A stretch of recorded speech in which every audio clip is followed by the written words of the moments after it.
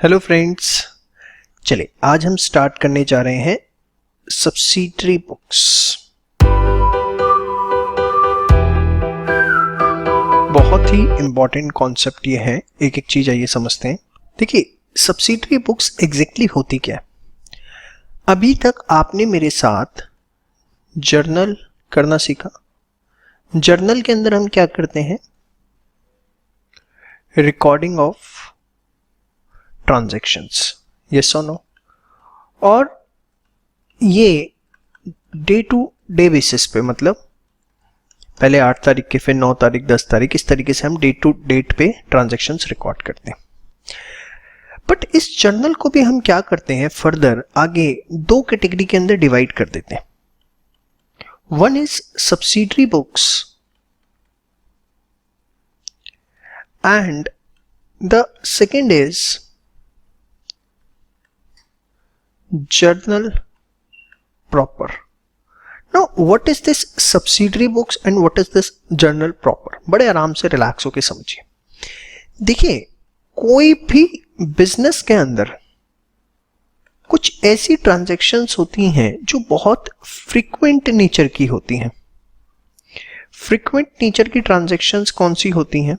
अगर मैं आपको एग्जांपल दूं, फ्रीक्वेंट नेचर की जो ट्रांजैक्शंस होती हैं हमारी, like purchase of goods purchase करना, ठीक है, या गुड्स को सेल करना, कोई भी बिजनेस हो, या सेल परचेज ऑफ गुड्स तो बड़ा कॉमन चीज है उसके अंदर, ठीक है। इसके अलावा कैश की ट्रांजैक्शंस, ठीक है। तो मेन तो खैर ये 3 होती हैं, इसके अलावा भी अदर ट्रांजैक्शंस मैं बोल देता हूँ कुछ हो सकती हैं जिसकी फ्रीक्वेंसी जो है बहुत हाई होती है। और किसी भी बिजनेस में उठा लो, ये 3 जो मैंने आपको सबसे पहले बताई हैं, परचेज, सेल और कैश, सबसे ज्यादा फ्रीक्वेंसी इन 3 ट्रांजैक्शंस की होती है। तो हम क्या करते हैं, स्पेसिफिक जर्नल बना देते हैं। स्पेसिफिक जर्नल मतलब एक रजिस्टर मैंने बनाया जिसके अंदर मैं सिर्फ परचेज से रिलेटेड जो ट्रांजैक्शंस हैं उनको रिकॉर्ड करूंगा। दूसरा रजिस्टर मैंने बना दिया जिसमें सिर्फ मैं सेल से रिलेटेड जितनी ट्रांजैक्शंस है वो रिकॉर्ड करूंगा। तीसरा मैंने बना दिया जिसमें कैश से रिलेटेड सारी ट्रांजैक्शंस रिकॉर्ड करूंगा। फोर्थ बना दिया जिसमें परचेज रिटर्न रिकॉर्ड करूंगा। फिफ्थ बना दिया जिसमें सेल्स रिटर्न रिकॉर्ड करूंगा। सिक्स्थ बना दिया जिसमें बीआर, बिल्स रिसीवेबल, रिकॉर्ड करूंगा। तो 5-6 अलग अलग रजिस्टर बना दिए, वो स्पेसिफिक रजिस्टर्स हैं जिसके अंदर सिर्फ और सिर्फ उस हेड से रिलेटेड ट्रांजैक्शन को रिकॉर्ड करूंगा और किसी चीज की ट्रांजैक्शन वहां पे रिकॉर्ड नहीं की जाएगी। और उसके बाद क्या किया, एक कॉमन रजिस्टर बना दिया। 6 स्पेसिफिक रजिस्टर बना दिए जिसमें एक स्पेसिफिक ट्रांजैक्शन सब में अपनी अपनी रिकॉर्ड की जाएगी, और 7वां एक कॉमन रजिस्टर है। उन 6 के अलावा जो कोई ट्रांजैक्शन बची वो कॉमन रजिस्टर में मैंने रिकॉर्ड करनी शुरू कर दी।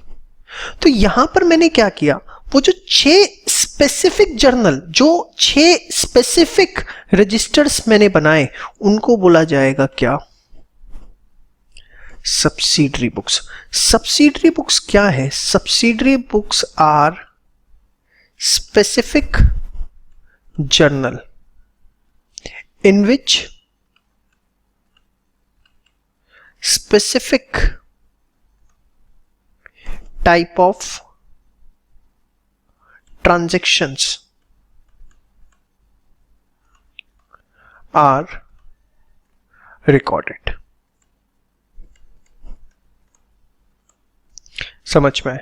अब ये सब्सिडरी बुक्स होती कौन कौन सी, अगर मैं इसके ऊपर बात करूं, देखिए सब्सिडरी बुक्स में सबसे पहले आती है हमारी कैश बुक। कैश बुक के अंदर सिर्फ और सिर्फ कैश ट्रांजैक्शंस को रिकॉर्ड किया जाता है। Only cash transactions are recorded. सिर्फ और सिर्फ कैश ट्रांजैक्शंस को रिकॉर्ड करने के लिए ये बनाई जाती है। कोई भी कैश की ट्रांजैक्शन है वो किसके अंदर आएगी, कैश बुक के अंदर, इंक्लूडिंग बैंक ऑल्सो, ठीक है। अच्छा, इसके बाद जो सबसे ज्यादा फेमस है हमारी परचेज बुक। परचेज बुक में क्या रिकॉर्ड किया जाता है, only credit purchase of goods. सिर्फ गुड्स की, वो भी क्रेडिट परचेज, सिर्फ गुड्स की याद रखना जिसमें बिजनेस डील करता है, फर्नीचर कोई फिक्स्ड एसेट है वो नहीं, और वो भी सिर्फ क्रेडिट परचेज, क्योंकि अगर कैश में परचेज किया है तो that will be a part of cash book. Same way we have sales book. Sales book के अंदर हम क्या रिकॉर्ड करते हैं? ओनली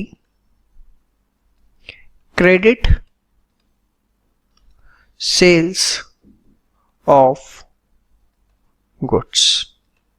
याद रखो यहां पर भी सिर्फ गुड्स है, अगर फिक्स्ड एसेट बेचें तो इसमें नहीं आएंगे, और वो भी कौन सा? सिर्फ क्रेडिट पे, क्योंकि अगर कैश सेल्स है तो वो किस में आएंगी? कैश बुक के अंदर। ठीक है, अब जैसे मैं यहां परचेज बुक लिख रहा हूं तो you can say it also purchase journal.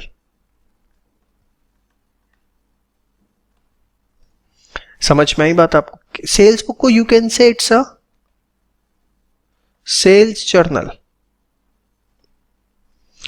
Cash book is a cash journal. समझ में आई बात? चलिए इसके अलावा जो है वो भी अगले पेज पे लेते हैं। We have purchase return book, जिसमें परचेज क्रेडिट परचेज रिटर्न जो है उनको रिकॉर्ड किया जाता है। Credit purchase return of goods जो है उसको रिकॉर्ड किया जाता है। Then we have sales return book, जिसके अंदर हम जो हमने क्रेडिट सेल्स करी थी अगर उसका रिटर्न आया है तो उसको रिकॉर्ड करते हैं। ये सारी सब्सिडी बुक्स है। इसमें मेन तो पहली 3 है, बट ये भी हमें कर लेनी चाहिए। बिल्स रिसीवेबल बुक, इसके अंदर ओनली बिल्स रिसीवेबल ड्रॉन, अगर बिल्स आपने ड्रॉ किए हैं जो भी वो रिकॉर्ड किए जाते हैं।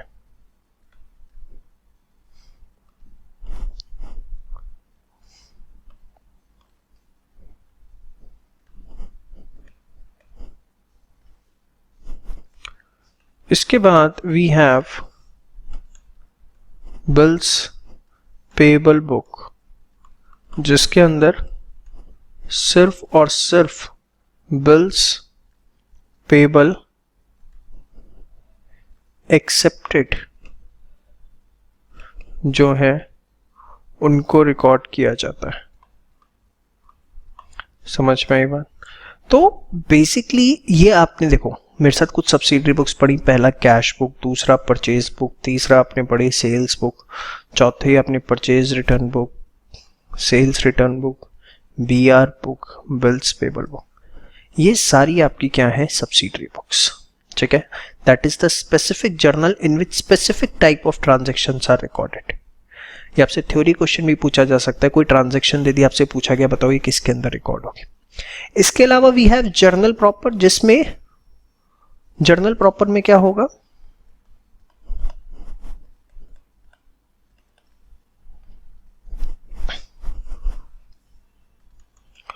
All other transactions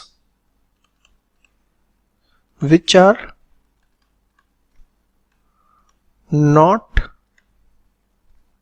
the part of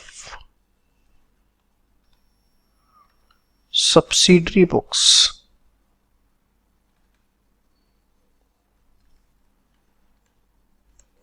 are recorded। जैसे कि सर बताते हैं एग्जाम्पल, कोई बेड डेट्स हुआ, credit purchase of fixed assets हुआ,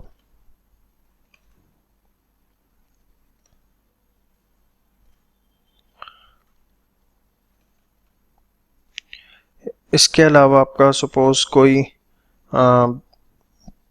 डेप्रिसिएशन है, मतलब जितनी भी ऐसी ट्रांजैक्शन है जो कि सब्सिडरी बुक्स के अंदर नहीं आएंगी वो सारी किस में जाएंगी? Journal proper.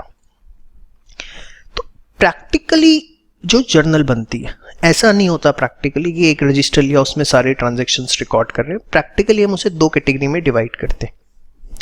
One is subsidiary book and second is journal proper.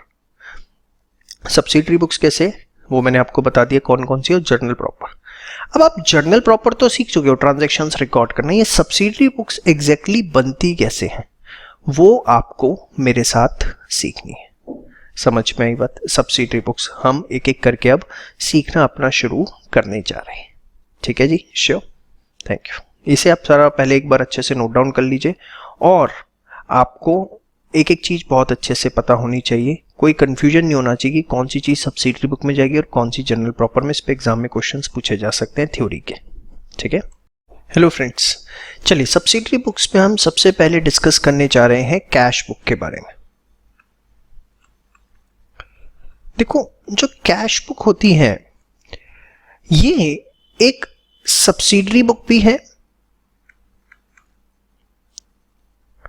Subsidiary book मतलब जर्नल का काम करती है, एज वेल एज ये प्रिंसिपल बुक का भी काम करती है।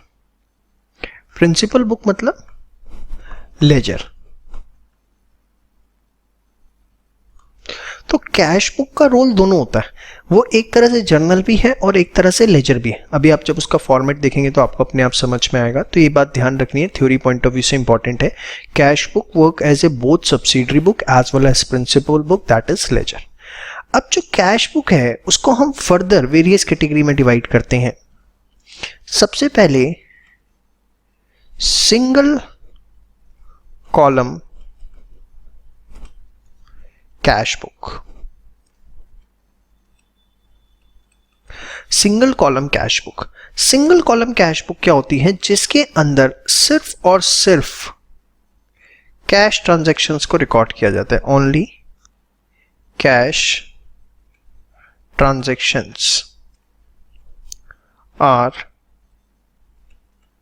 रिकॉर्डेड।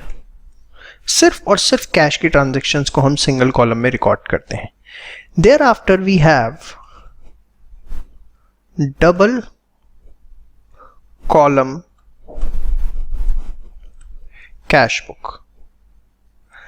अब डबल कॉलम कैश बुक जो है इसको हम देखो, दो कॉलम है डबल कॉलम। तो ये जो डबल कॉलम कैश बुक है ये फर्दर आगे हमारी तीन कैटेगरी के अंदर डिवाइड होती है। कि दो कॉलम कौन से हैं? जिसमें कैश एंड बैंक कॉलम है,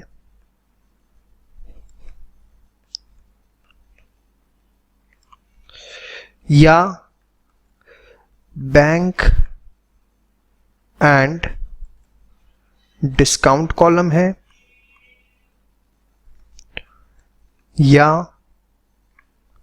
कैश एंड डिस्काउंट कॉलम है दो कॉलम। या तो कैश एंड बैंक होगा, या बैंक एंड डिस्काउंट होगा, या कैश एंड डिस्काउंट होगा। ठीक है, हो सकता है आपके सिलेबस में जैसे क्लास 11th के बच्चे जो इस वीडियो को देख रहे हैं उनको सिर्फ ये बताया जाए डबल कॉलम में कि कैश एंड बैंक होता है।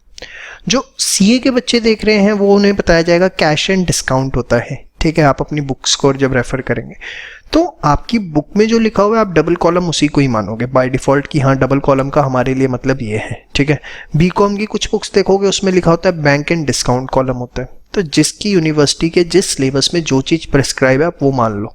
लेकिन practically speaking double column cash book जो है वो तीन तरीके की होती है, cash and bank, bank and discount, cash and discount. अब 11th का सिलेबस ये पढ़ा है, बीकॉम का सिलेबस ये पढ़ा है, सीए का सिलेबस ये पढ़ा है, तो ये थोड़ी ना कि आप समझ रहे हो ना कि डेफिनेशन थोड़ी ना चेंज हो जाएगी लेवल के हिसाब से। ऐसा कुछ नहीं है। आप याद तीनों रखिए, अपनी नॉलेज के अंदर तीनों चीज़ें डाल के रखिए, बट मैंने बता दिया कि किस लेवल पे क्या चीज़ आपको देखने को मिलती है। उसके बाद we have 3 column cash book.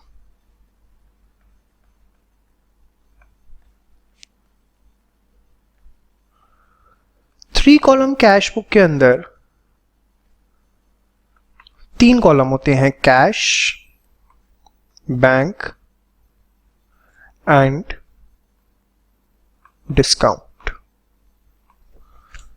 समझ में, सब कुछ बनाना सीखेंगे, अभी आप सिर्फ थ्योरी एस्पेक्ट समझिए इसका। And at last we have a unique type of cash book which is called as petty cash book for small expenses, ये भी हम सीखेंगे इसके अंदर।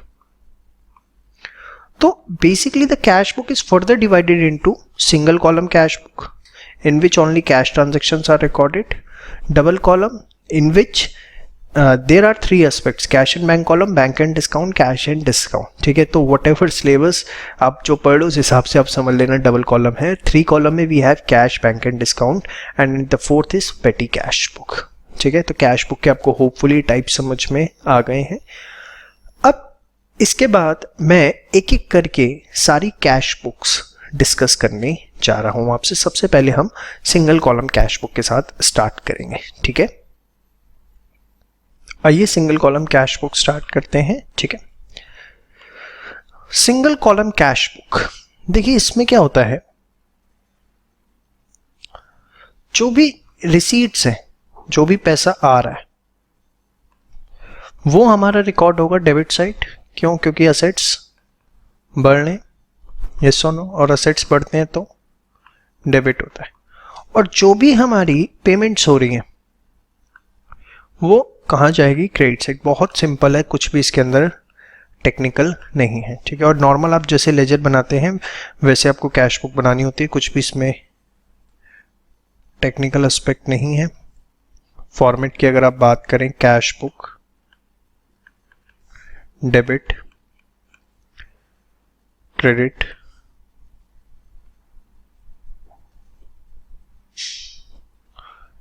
Date, particulars,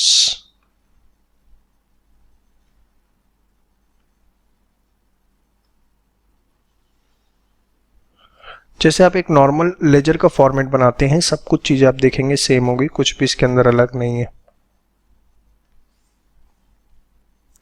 ledger folio, amount, date, particulars,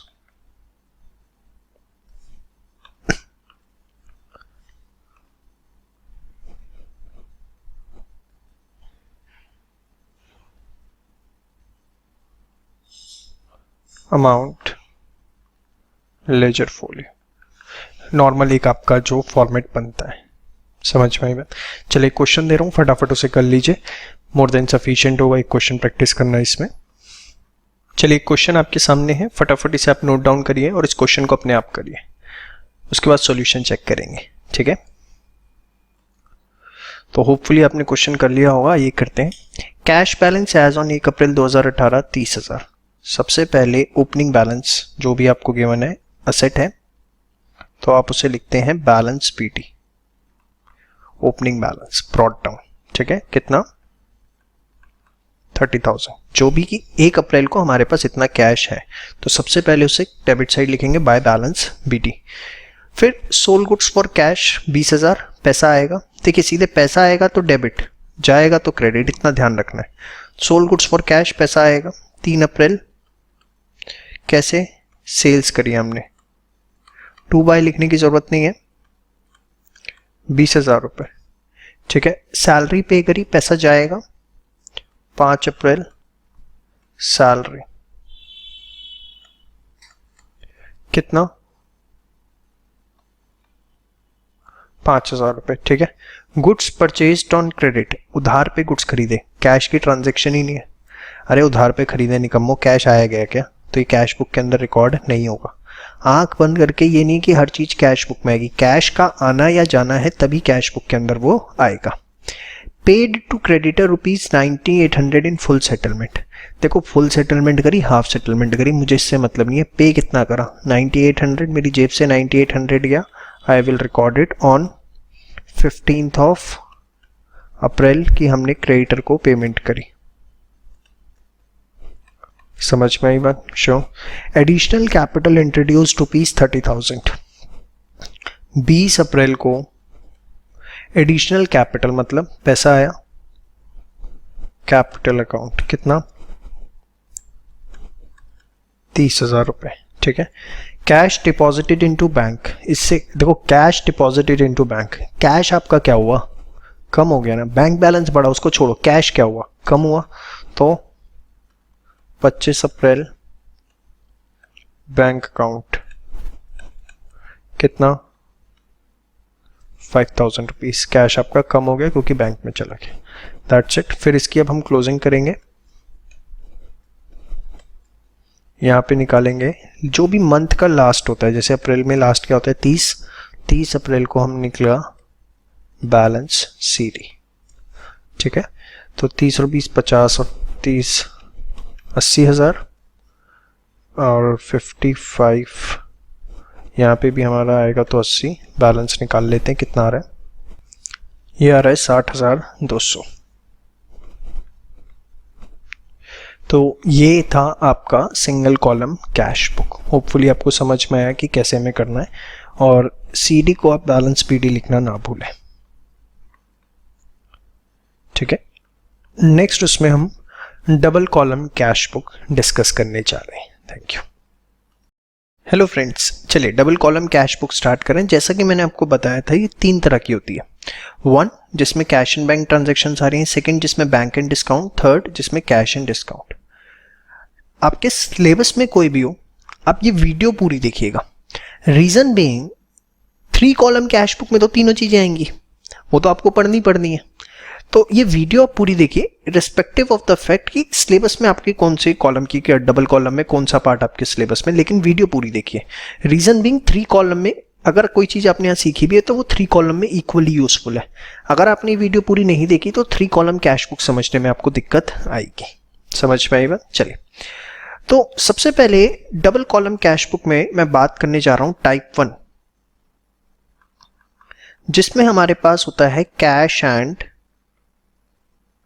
bank column.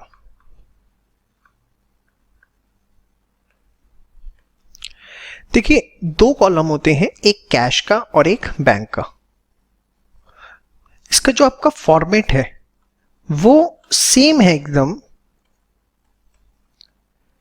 As single column, बस उसमें होगा क्या, इस बार आपके पास 2 कॉलम आ जाएंगे same as single column, except कि आप वो जो एक कॉलम बना रहे थे उसमें हमें 2 चीजें लिखनी है, एक कैश और एक बैंक। अगर मैं रफली फॉर्मेट बनाऊं तो आप ये देखिए, ये इस तरीके से बनेगा आपका। This is your debit side, जिसमें आपका डेट है, पर्टिकुलर्स,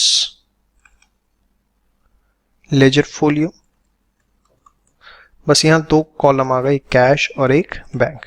सेम वे हम क्रेडिट के लिए बना देंगे, date, particulars, ledger folio, cash, bank, date, particulars, ledger folio, cash, bank. इस तरीके से इसका फॉर्मेट बनेगा। इसमें जो कैश की ट्रांजैक्शन है ऑब्वियसली वो कैश कॉलम में जाएंगी, और जो बैंक की ट्रांजैक्शंस है वो बैंक कॉलम के अंदर जाएंगी। लेकिन इसमें हमें एक चीज ध्यान रखनी है, that is the Contra entry. Contra entry क्या है? अगर ऐसी कोई ट्रांजैक्शन है जो कैश और बैंक दोनों को साइमल्टेनियसली इफेक्ट करती है, उसको हम बोलेंगे Contra entry. Transaction which affects both cash as well as bank column of cash book, उसको हम क्या बोलेंगे? Contra entry. और जैसे अगर मैं एग्जांपल दूं, अमाउंट डिपॉजिटेड इनटू बैंक, आपने बैंक में पैसा जमा कराया तो उससे आपका कैश कम हो गया और बैंक बैलेंस बढ़ गया, तो कैश कॉलम पे भी फर्क पड़ेगा और बैंक कॉलम पे भी फर्क पड़ेगा। तो ऐसी ट्रांजैक्शन को हम कॉन्ट्रा एंट्री कहेंगे। वैसे बस ब्रॉडली स्पीकिंग 2 ही एग्जांपल हैं, एक amount deposited into bank, second amount withdrawn from bank, ठीक है, फॉर ऑफिस यूज या बिजनेस यूज। यहां पे हमारा कैश बढ़ जाएगा, बैंक कम हो जाएगा। तो ये कहलाती हैं दोनों कॉन्ट्रा एंट्रीज। इसको हम सी से रिप्रेजेंट करते हैं, मतलब लेजर फोलियो में इसी एंट्रीज के आगे हम सी लिख देंगे कि ये कॉन्ट्रा एंट्री है। समझ में आया? चलिए मैं एक क्वेश्चन लेता हूं, उससे आपको सारी चीजें समझाता हूं, ठीक है। प्लीज इसको ध्यान से देखिए, 3 कॉलम में ये बहुत यूजफुल होने वाला है हमारे लिए। और सबसे ज्यादा टेक्निकल मैं कहूँ कैश एंड बैंक कॉलम की डबल कॉलम ही है, और सबसे ज्यादा कुछ चांसेस भी क्वेश्चन आने के इसके ऊपर होते हैं। चलिए क्वेश्चन हमारे सामने है। एक मेरी फोटो थोड़ी नीचे आ गई है क्योंकि मुझे स्पेस चाहिए था। चलिए क्वेश्चन है, इसे फटाफट नोट करिए, इसके बाद इसे करते हैं और आप मेरे साथ साथ करिएगा, इसे फास्ट इसे नोट कर लीजिए। 1 अप्रैल को बैलेंस गिवन है, cash in and cash at bank, और फिर ट्रांजेक्शन्स है हमारे पास सारी। चलिए फॉर्मेट इस तरीके का आपके सामने, आप फटाफट इसे बना लीजिए, स्टार्ट करें। चलिए 1 अप्रैल we have opening balance PT 60,000 रुपये कैश का और बैंक का 30,000, ठीक है। इसके बाद बड़े आराम से एक एक चीज, Ram goods sold to Ram and cheque receive 70,000, 70,000 रुपये का चेक हमें रिसीव हुआ 2 अप्रैल को। तो जिस दिन हमें चेक रिसीव होता है उसी दिन हम उसकी एंट्री डाल देते हैं। राम को हमने बेचे थे, चेक रिसीव हुआ, सेल्स हुई, कैश सेल्स एक तरह से, बैंक पे एंट्री चली गई 70,000 से, ठीक है। देयर आफ्टर पेड सैलरी ₹20,000, 20,000 रुपये हमने सैलरी पे करी। 3 अप्रैल सैलरी पे करी, कैश में कितनी 20,000। कुछ नहीं लिखा हुआ तो हम कैश मानेंगे क्योंकि चेक के लिए उसने स्पेसिफिकली बताया हुआ है, यहाँ पे कुछ नहीं बोला तो हम इसे कैश मानेंगे 20,000। Thereafter paid rent by check 25,000, specifically बताया है चेक से, कब है डेट 5 अप्रैल, 5 अप्रैल रेंट अकाउंट, ठीक है। हमने चेक पे किया 25,000 रुपीज। Thereafter गुड्स परचेज ₹20,000, 8,000 रुपये बैंक से पे करे और बैलेंस हमने कैश में पे करा। तो परचेज अकाउंट, ठीक है, कैश में भी आएगा और बैंक में भी आएगा। और अगर आप देखें 8,000 रुपये हमने बैंक से पे करे हैं तो 12,000 रुपये इसका मतलब हमने कैश से पे करें, क्योंकि टोटल कितने का था 20,000 का 10 अप्रैल, ठीक है। इसके बाद 12 अप्रैल को अमाउंट डिपॉजिटेड इनटू बैंक कितना 5,000 रुपये, 5,000 रुपये बैंक में जमा कराए। तो अगर 5,000 रुपये बैंक में जमा करवाए तो बैंक बैलेंस बढ़ जाएगा, कैश अकाउंट बैंक बैलेंस बढ़ गया, और कैश बैलेंस जो है वो कम हो जाएगा। कैश कॉलम में लिख देंगे किसके नाम से, बैंक के नाम से। कैश कम हो गया, देखो जो चीज़ कम हो रही है वो क्रेडिट होती है, जो चीज़ बढ़ती है वो डेबिट। बैंक बढ़ रहा है वो डेबिट, कैश कम हो रहा है क्रेडिट। और यहाँ लिख दोगे आप सी, सी का मतलब कॉन्ट्रा एंट्री हुई है। मैंने आपको बताया था कि अगर कोई चीज़ दोनों साइड्स को इफेक्ट कर रही है तो हम उसे कॉन्ट्रा एंट्री बोलते हैं। 12 अप्रैल, ठीक है। Thereafter amount withdrawn from bank for personal use 1,000 rupees, 1,000 रुपये हमने पर्सनल यूज के लिए निकाले। तो ये ड्राइंग्स है, कॉन्ट्रा एंट्री नहीं है, ये हमने अपने पर्सनल यूज के लिए निकाले हैं। कितने, बैंक से 1,000 रुपये, ठीक है। The date of transaction is 15th April. इसके बाद अगर आप देखें क्रेडिट परचेजेस हुई 30,000 रुपये की, तो इसकी हमें कोई एंट्री करने की जरूरत नहीं है, ना कैश में कोई फर्क पड़ेगा ना बैंक में, ठीक है। Paid to creditors 28,000 in full settlement from bank, bank से पे करें 28,000 रुपये। देखिए इससे हमारा बैंक बैलेंस जो है वो कम हो जाएगा, सिर्फ हमें इतना देखना है क्रेडिटर। डिस्काउंट कॉलम इसमें हम नहीं बना रहे, इसलिए हमें उसे कुछ देखने की जरूरत नहीं। जितना हमारा बैंक बैलेंस कम हो गया we have to focus on that only. 22 April. Thereafter cash sales हुई 30,000 रुपये की, ठीक है। तो सेल्स कैश में 30,000। देयर आफ्टर ये 25 अप्रैल था, अमाउंट डिपॉजिटेड इनटू बैंक है कितना, 50,000 रुपये। 50,000 रुपये बैंक में जमा करवाए तो बैंक बैलेंस बढ़ जाएगा, हाँ या ना, और कैश का बैलेंस 50,000 रुपये से कम हो जाएगा। इतना कैश है भी जो जमा करा दिया, चलो हो गई। चलिए, तो ये भी एक कॉन्ट्रा एंट्री है हमारी, यहाँ पे बैंक अकाउंट, ठीक है, और यहाँ पर कैश अकाउंट। कॉन्ट्रा एंट्री हमने करी है कब, 26 अप्रैल को। उसके बाद फिर हम लास्ट डेट जो है 30 अप्रैल, उस दिन क्या निकाल देंगे, बैलेंस CD 90,000।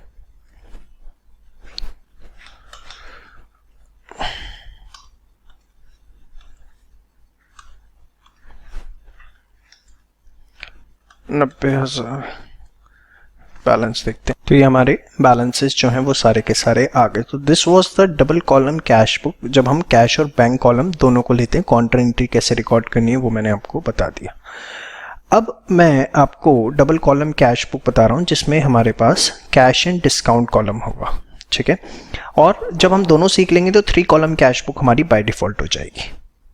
देखिए, अब कैश एंड डिस्काउंट कॉलम जो होगा उसमें एक कॉलम बनेगा कैश का और दूसरा कॉलम बनेगा डिस्काउंट का, जबकि बैंक एंड डिस्काउंट में एक कॉलम बैंक का और डिस्काउंट का। फॉर्मेट सेम है, जैसे भी आपने डबल कॉलम कैश बुक देखी कैश एंड बैंक की, वहां पे इस केस में कैश एंड डिस्काउंट का बन जाएगा, इसमें बैंक एंड डिस्काउंट का। और सेम वे एंट्रीज रिकॉर्ड करेंगे, कोई कॉन्ट्रा एंट्री का यहाँ पे कॉन्सेप्ट नहीं है, no concept of contra entry, ठीक है। तो अभी मैं आपके साथ एक क्वेश्चन ले रहा हूं कैश एंड डिस्काउंट कॉलम वाले कैश बुक पे, ठीक है। क्वेश्चन ले रहा हूं, उसका सॉल्यूशन भी सॉल्व करूंगा, जस्ट डिस्कस कर लेंगे हम उसे फटाफट, ठीक है। और सेम वे फिर बैंक एंड डिस्काउंट कॉलम की होगी जैसे कैश एंड डिस्काउंट की, ठीक है। बहुत क्विकली हम इसे करने जा रहे हैं क्योंकि इसमें कुछ ऐसा नया सीखने के लिए है नहीं। चलिए, क्वेश्चन आपके सामने एक रख दिया मैंने, फटाफट इसे नोट डाउन करिए और फॉर्मेट बना लीजिए जिसके अंदर हमें 2 कॉलम कैश बुक बनानी है। प्रिपेयर 2 कॉलम कैश बुक जिसमें हमें 2 कॉलम लेने हैं कैश एंड डिस्काउंट का। और ये आप हो गया तो आप समझिए अगले वाला अपने आप हो गया, बस कैश की जगह बैंक आएगा। ये क्वेश्चन प्लीज इग्नोर मत करिएगा, इंपॉर्टेंट है। स्टार्ट करें। 1 अप्रैल को कैश बैलेंस है 9500। 1 अप्रैल बैलेंस BD वी हैव 9500, ठीक है।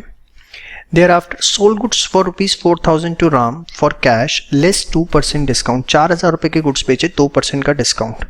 तो आप बताओ 4,000 रुपए का 2% होता है कितना है? I think it's 80। तो अगर 4,000 के गुड्स बेचे और 80 रुपीज का डिस्काउंट दिया तो आपको मिले कितने? 3920। यस और no? Show.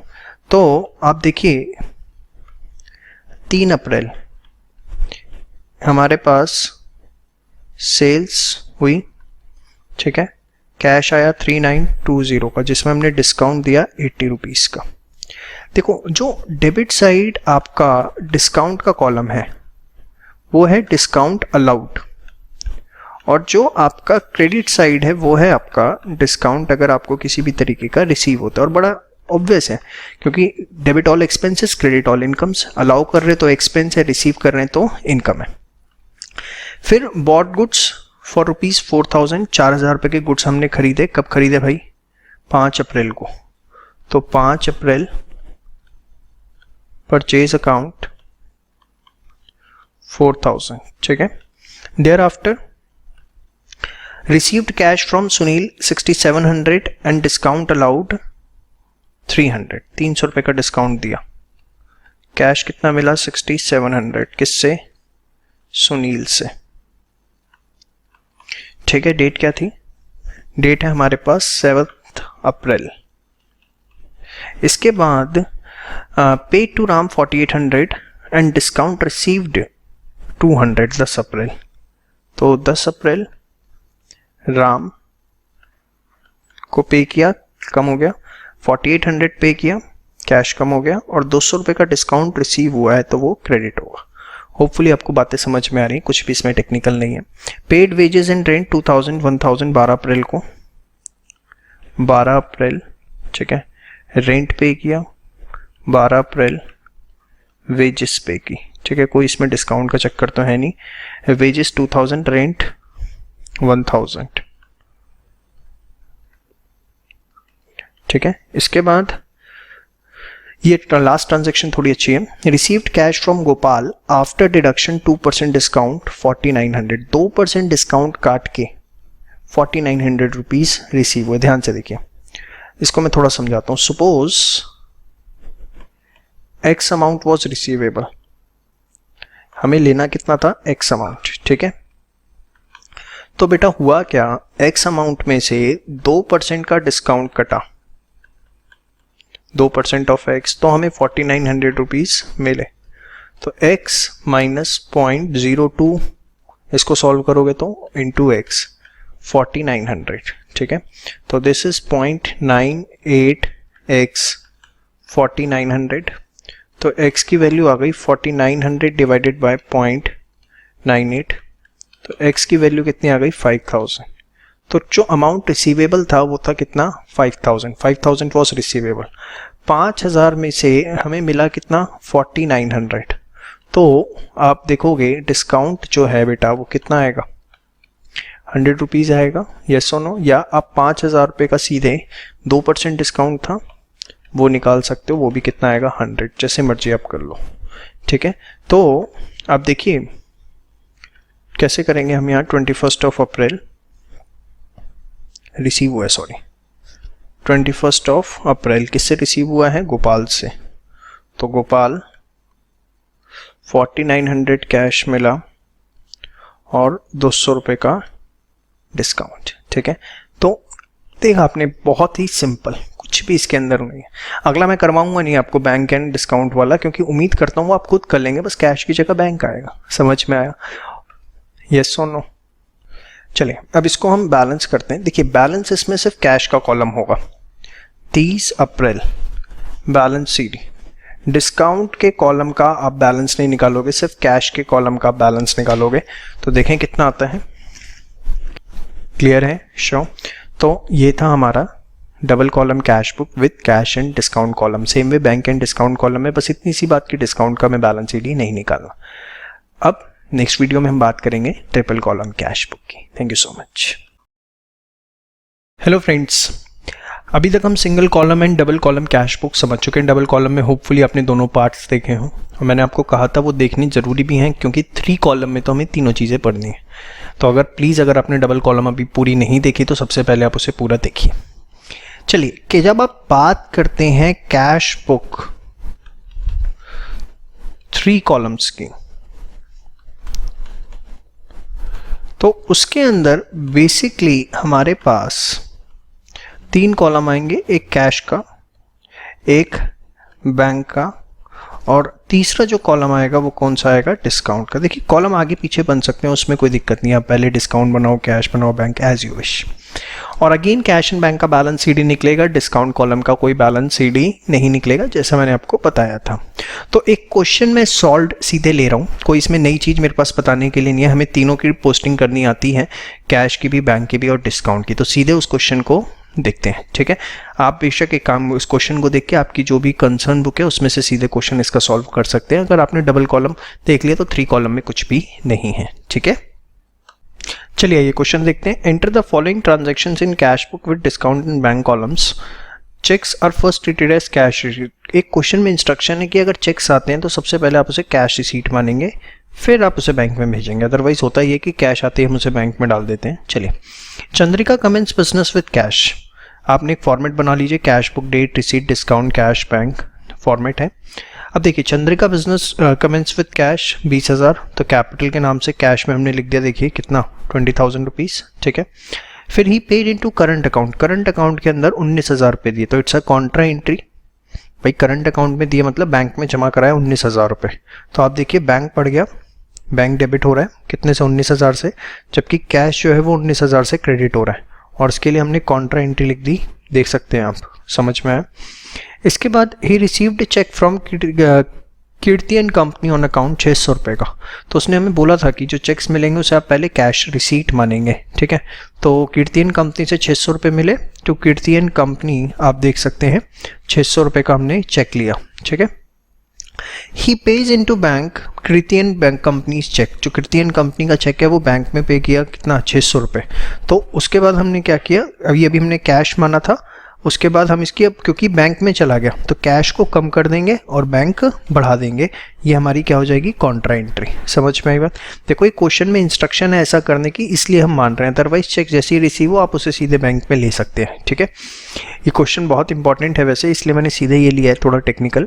He pays Ratan and company by cheque and discount allowed 330 330 रुपये दिए चेक से। तो आप देखिए रतन एंड कंपनी 330 रुपये बैंक से दिए, डिस्काउंट मिला हमें कितना, 20 रुपये। Tripathi and company page into bank account 475 आए हमें त्रिपाठी एंड कंपनी से, आप देख सकते हैं बैंक में हमने उसकी एंट्री पोस्ट कर दी। उसके बाद ही रिसीव चेक फ्रॉम वार्ची and allows him discount ₹35 for 450 rupees receive हुए और 35 रुपये का डिस्काउंट। तो चेक मिला है, चेक मिलेगा तो पहले कैश में लेके जाना है, उसने बोला हुआ है, क्वेश्चन के अंदर इंस्ट्रक्शन है, ये हमें 450 का है और ये 30।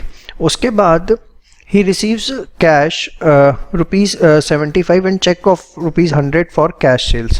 तो ये जो चेक मिला है इसको भी हम क्या करेंगे, कैश मानेंगे। तो एक 75 का मिला और एक 100 का मिला, टोटल 175 हमने यहाँ पर लिख दिया, ठीक है। उसके बाद अगर आप देखें, ये हमने 175 यहाँ लिख दिया।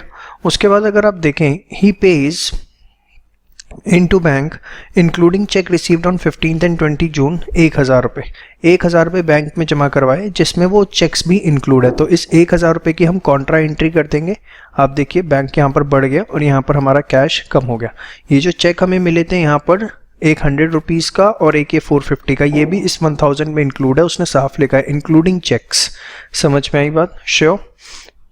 नेक्स्ट है he pays by cheque for cash purchase 275। तो आप देख सकते हैं 275 हमने क्या किया, by cheque, he pays by cheque for cash purchases 275 rupees, ठीक है। तो अरे भाई ये एक मामला थोड़ा सा गड़बड़ हो गया, ये यहाँ पर बैंक में आएगा 275 क्योंकि हमने चेक उसके लिए दिया है। प्लीज़ ये थोड़ी सी गलती हो रखी है इस बुक के अंदर, इसको आप बैंक में लिखेंगे। ही पे sundry expenses in cash 50 rupees, तो 50 रुपीज़ यहाँ पर आ गया। देखिए उसने बोला था cheque are first treat is a cash receipt, cash payment के लिए नहीं बोला था, तो इसलिए मैं कह रहा हूँ ये एंट्री गलत है। यहाँ पर कैश परचेजेस के लिए अगर चेक से पे किया तो वो बैंक के अंदर पोस्टिंग आएगी, ये एंट्री जो है 275 की गलत हो रखी है, यहाँ बैंक में आएगा। इसके बाद आप बैलेंस शीट निकाल देंगे बैंक का एज वेल एज कैश का, जो भी आपका बैलेंस शीट आएगा। बट डिस्काउंट का हम बैलेंस शीट नहीं निकालते, हमको पता है, जैसा कि उसके इसमें हम क्या करेंगे, सिर्फ टोटल करके लिख देंगे। देखिए आपने डिस्काउंट का हमने सिर्फ टोटल करके यहाँ पर अलग अलग लिख दिया, सिर्फ बैलेंस हम इसका निकालेंगे। समझ में आई बात, श्योर। तो ये था हमारा 3 column cash book, quite easy, ठीक है, बट अ गुड क्वेश्चन, इसको आप जरूर प्रैक्टिस करें, मोर देन सफिशिएंट है। इसमें एक एरर है, मैं रिपीट कर दूं, ये 275 वाली बैंक सेक्शन में जाएगी, ठीक है। और सेकंड बात जो इस क्वेश्चन में अच्छी थी वो क्या थी, वो ये कि इसमें लिखा हुआ है चेक को हमें कैश रिसीट पहले मानना है, तो इसलिए हम पहले कैश मान रहे हैं और फिर कॉन्ट्रा कर रहे हैं, अदरवाइज सीधे हम बैंक में उसे लेके जाते। सो होपफुली बच्चों आपको ये 3 कॉलम कैश बुक समझ में आया। अब नेक्स्ट हम करने जा रहे हैं अपनी last type of cash book, that is the पेटी cash book. Thank you so much. Hello friends, चलिए अब हम स्टार्ट करने जा रहे हैं अपनी लास्ट, दैट इज द पेटी कैश बुक। कॉन्सेप्ट क्या होता है पेटी कैश बुक का, बड़े ध्यान से समझिए। देखिए बिजनेस में बहुत छोटे मोटे एक्सपेंसेस होते हैं डे टू डे बेसिस पे, लाइक टी एक्सपेंसेस, स्टेशनरी के खर्चे हो गए, ठीक है, मतलब ऐसे बहुत छोटे मोटे खर्चे होते हैं, पोस्टेज के एक्सपेंसेस हो गए, ठीक है, या कन्वेंस के एक्सपेंसेस हो गए, ठीक है। तो ये बहुत रेगुलर नेचर के खर्चे हैं, प्लस इनका अमाउंट बहुत कम होता है। तो जनरली क्या होता है, एक ये छोटे अमाउंट के रेगुलर एक्सपेंसेस करने के लिए एक सेपरेट पर्सन को अपॉइंट कर दिया जाता है, एक सेपरेट पर्सन को रिस्पॉन्सिबिलिटी दे दी जाती है। जैसे मैं आपको एग्जांपल दूं, मेरी ऑर्गेनाइजेशन के अंदर, ठीक है, मैंने एक सेपरेट पर्सन अपॉइंट कर रखा है जिसको मैं क्या करता हूं, मंथली कुछ पैसे दे देता हूँ। से मैंने अमाउंट फिक्स कर रखा है 5000 रुपीज़, मैं उसे मंथ के 5000 रुपये पकड़ा देता हूँ और बोलता हूँ कि जो भी खर्चे हो वो लिखते रहना, ठीक है। वो क्या करता है, कभी चाय आई, कभी पोस्टेज के चल गए, कभी स्टेशनरी आई, ठीक है, कभी चॉकलेट आई, कुछ भी खर्चा हुआ वो लिखता रहता है, ठीक है। अब वो बैलेंस जब कम होने लगता है, सिर्फ 100-200 रुपये बचते हैं, तो वो मुझे इन्फॉर्म करता है कि सर बैलेंस ख़त्म होने वाला है। मैं एक बार खर्चे चेक कर लेता हूँ फटाफट, और उसके बाद उसको दोबारा से 5000 रुपये कर देता हूँ। मतलब सपोज 200 रुपये बचे हुए हैं उसके पास, तो मैं उसे 4800 करके मेक इट अगेन 5000। तो इससे होता क्या है, मेरा बर्डन कम हुआ।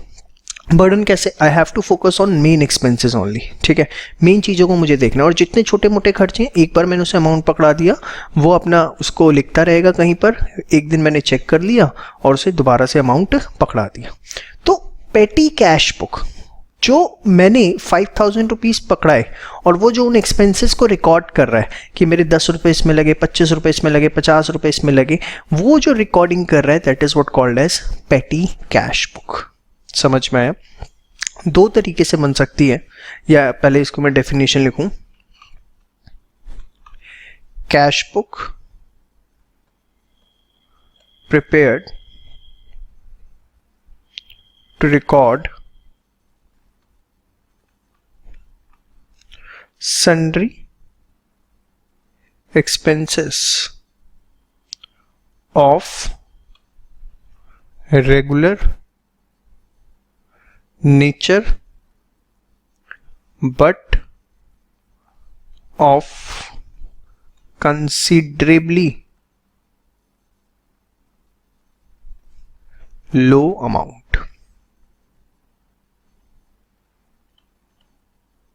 समझ में आई बात? श्योर। अब ये दो तरीके की होती है, एक होता है सिंपल पेटी cash book and second is analytical पेटी कैश बुक। बहुत सिंपल है दोनों चीजें, हम अभी देखेंगे। इसके अलावा वी हैव इम्प्रेसेट सिस्टम। इसके अंदर क्या होता है, a fixed amount is provided to a person out of which he or she incurs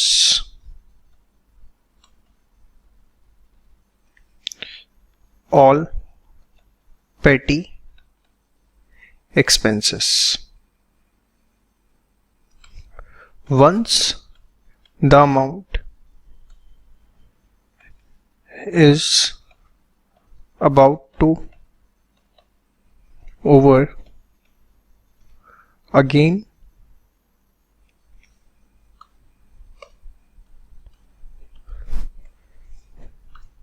ये नोट करिए, काम आएगा। देन अगेन सच अमाउंट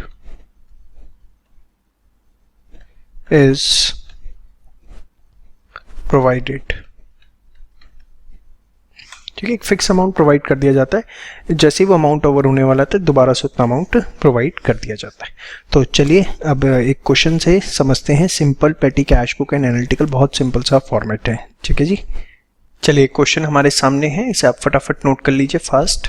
इससे हम दोनों कैश बुक बनाएंगे, पेटी भी सिंपल भी एंड एनालिटिकल भी। बहुत सिंपल क्वेश्चन होता है इसका, नोट कर लिया। देखिए इसका फॉर्मेट कैसा होता है। सिंपल पेटी कैश बुक आपने लिखा, अमाउंट रिसीव्ड, इसका नॉर्मल लेजर फॉर्मेट नहीं होता, थोड़ा सा अलग है। Amount received, ledger folio, date, particulars, voucher number, amount paid. ये इसके अंदर टोटल 6 कॉलम्स इस तरीके से होते हैं, ठीक है।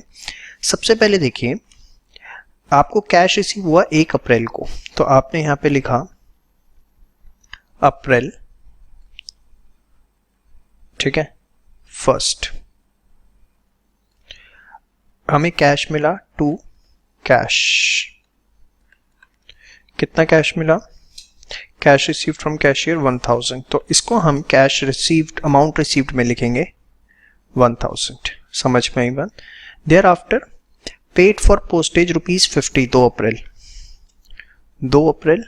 अब जो जो आपने पेमेंट करी आप उसे बाय करके लिखिए, या 2 बाय लिखिए ही मत। सबसे बढ़िया तो मैं यही कहूँगा आपको, बेस्ट तो यही होता है कि 2 बाय लिखा ही ना जाए। तो बाय पोस्टेज कितना पे किया हमने, ₹50 पे किया, ठीक है, अमाउंट पेड। फिर एक एक करके सारे, पेड फॉर सोप 30, 3 अप्रैल। इस तरीके से जो है आप सारे के सारे लिखते रहेंगे, ठीक है। अकाउंट लिखने की जरूरत नहीं है, या चलिए लिख लीजिए, कोई दिक्कत नहीं है। फिर कुली फेयर 60, पोस्टेज 40 बाय कुली फेयर, ठीक है, और 60 और ₹40 हमारे पोस्टेज के।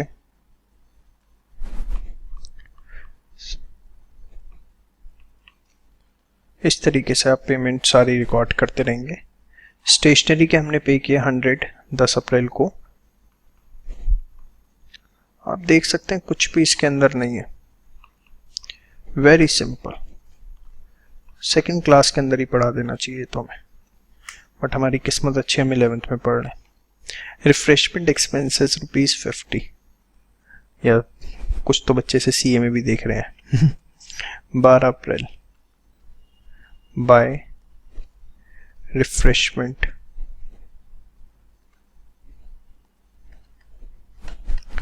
कितना 50, कुछ मैं लिखना भूल गया लग रहा है, नहीं। कुली 100, स्टेशनरी 80, 13 अप्रैल।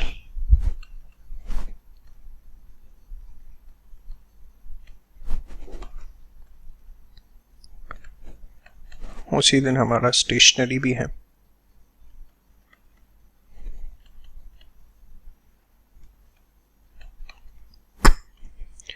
$180।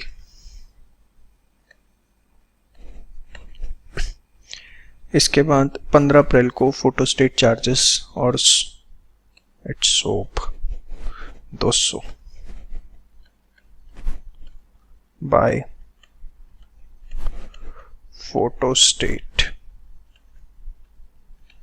कितना था, 200, और बाय सोप 50।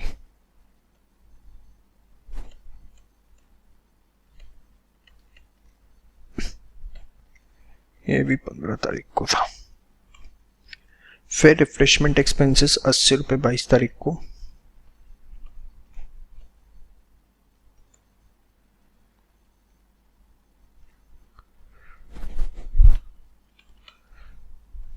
कितना, ₹80। फिर फोटोस्टेट एक्सपेंसेस ₹100।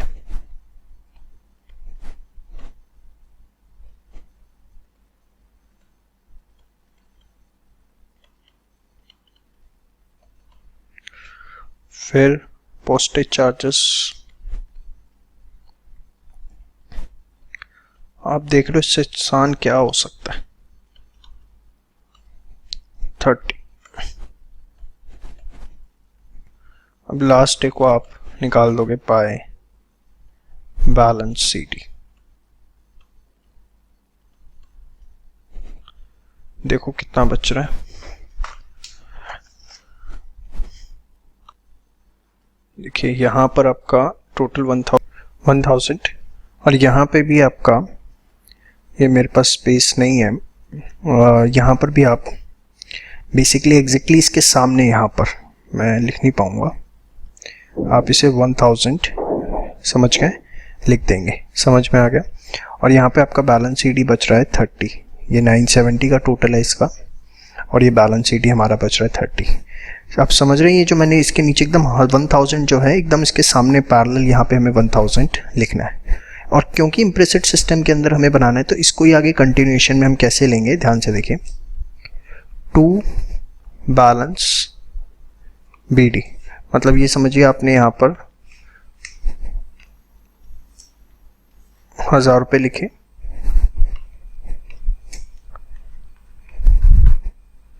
और ये आपने यहाँ क्लोज किया 1000 रुपये लिख के, ठीक है। तो टू बैलेंस BD कितना बचा हमारे पास, 30 रुपये। कब बचा ये, 1 फरवरी को, ठीक है।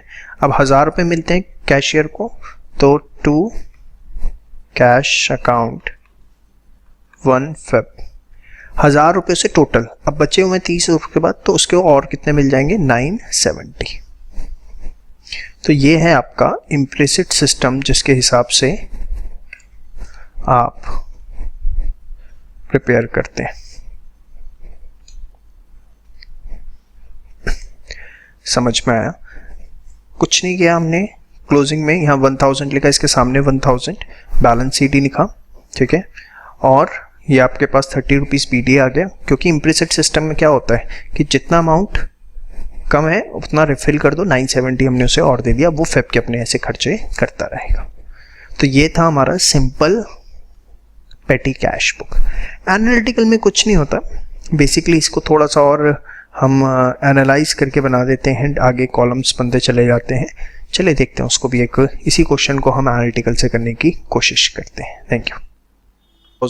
चलिए दोस्तों, एनालिटिकल कैश बुक अब समझ रहे हैं, वही क्वेश्चन मैं एनालिटिकल में कराने जा रहा हूँ आपको। सिंपल हमने भी लास्ट वीडियो में देख लिया था।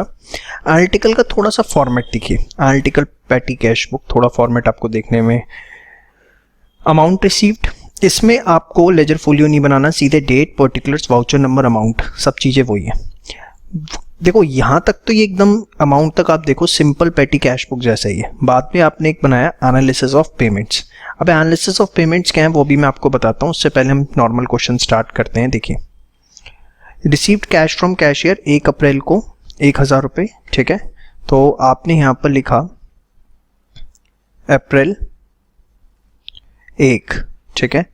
कैश रिसीव हुआ कैशियर से कितना, 1000 रुपये, ठीक है।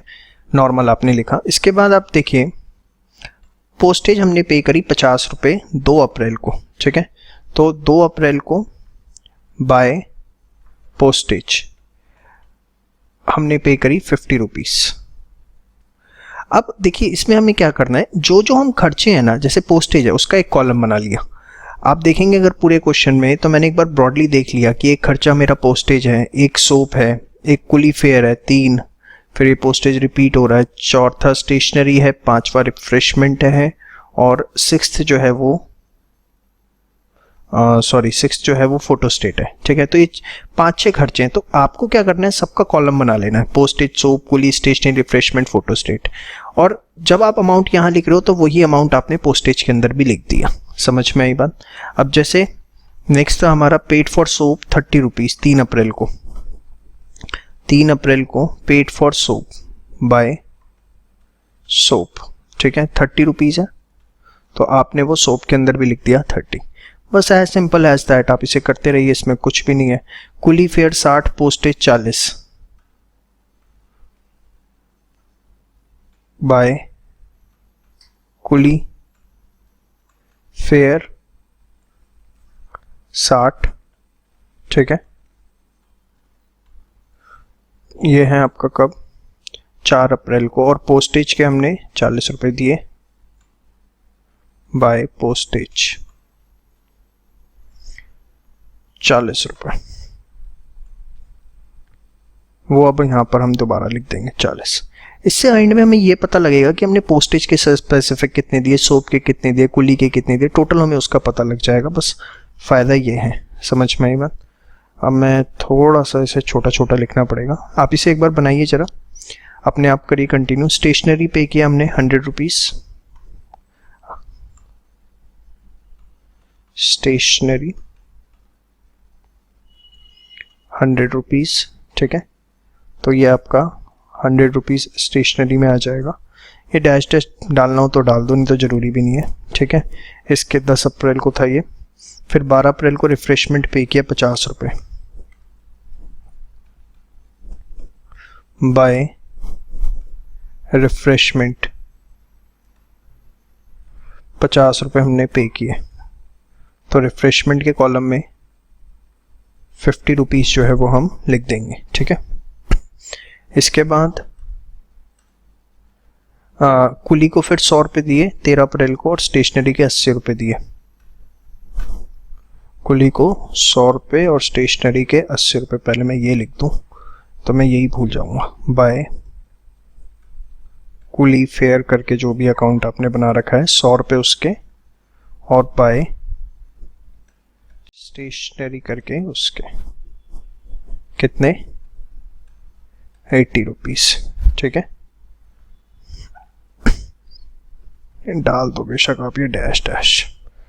चलिए, इसके बाद ये था हमारा 13 अप्रैल को। फिर सोप के हमने 50 रुपये पे किए और फोटो स्टेट के 200 रुपये। ठीक है, ये मैंने थोड़ा सा आपके लिए फटाफट कंप्लीट कर दिया है।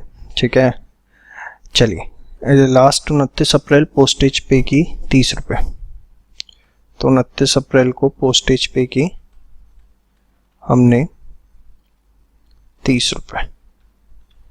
तो अब बाकी आपको सेम वे यहाँ पे बैलेंस सीडी निकालना है, जैसे आपने निकाला था पहले 30 रुपये, फिर उसका टोटल कर देंगे और यहाँ पर आपको हर हेड में टोटल पता लग जाएगा आपने कितना पे किया। जैसे 50, 40, 90 और 30, 120 रुपये यहाँ पे किए, 80 रुपये आपने यहाँ पे किए, 160 रुपये आपके यहाँ पे हुए, 180 रुपये यहाँ पे हुए, 250 रुपये इसमें पे हुए, 300 रुपये आपके टोटल इसमें पे हुए। ठीक है, और क्लोजिंग एकदम वैसे ही जैसे आपको बताई गई थी कि दोनों साइड आप यहाँ पर भी 1000 लिख देंगे और यहाँ भी 1000 लिख देंगे।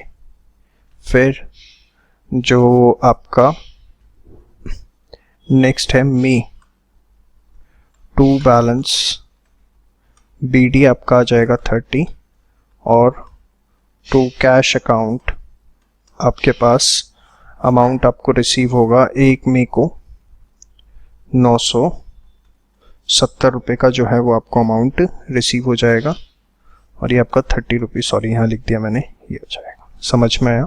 तो ये था आपका analytical cash book. Hello friends, आपने मेरे साथ ऑलरेडी कैश बुक पूरी की पूरी सीख ली है।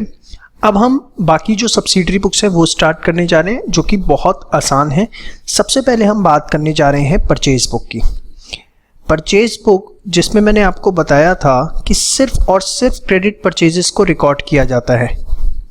ओनली क्रेडिट परचेज, और वो भी गुड्स की। Only credit purchase of goods are recorded. यही मैंने आपको बताया था, यस और नो। तो चलिए देखते हैं परचेज बुक। एक एग्जांपल आपके सामने है, ठीक है, इसे आप नोट डाउन कर लीजिए और फिर इसके हम परचेज बुक बनाते हैं। देखिए ये फॉर्मेट है books of measures Narayan and company, books of जिसकी भी है वो आप लिखेंगे। Purchase book, particular details and amount, very simple. ठीक है, चलिए अब आइए स्टार्ट करते हैं। सबसे पहले अच्छा, इसमें आप फर्स्ट कॉलम एक यहाँ पर डेट का भी बना लीजिए। ये आपके लिए फॉर्मेट अपडेट कर दिया मैंने। चलिए अब देखिए, purchased from Brown and company on credit 5 gross pencils, 1 gross registers, list trade discount. तो कैसे लिखना है देखिए, यहाँ पर आपको डेट नहीं गिवन तो आप उसे इग्नोर करिए, सबसे पहली चीज। उसके बाद हमने किससे खरीदा है? ब्राउन एंड कंपनी से, तो हम लिखेंगे ब्राउन एंड कंपनी। अब क्या खरीदा हमने? 5 gross pencils at the ₹100 per gross, तो यही आप लिख देंगे as it is 5 gross pencils at the rate of ₹100 per gross. तो कितना हो गया ये? 500 रुपये, यस और नो। इसके बाद 1 gross registers at the rate of 240 per dozen. जो आपका 1 ग्रॉस होता है, 1 ग्रॉस आपका इक्वलेंट होता है 12 डजन्स के। ठीक है, तो ये बात आपको ध्यान रखनी है। तो 1 gross registers at the rate of ₹240 per dozen.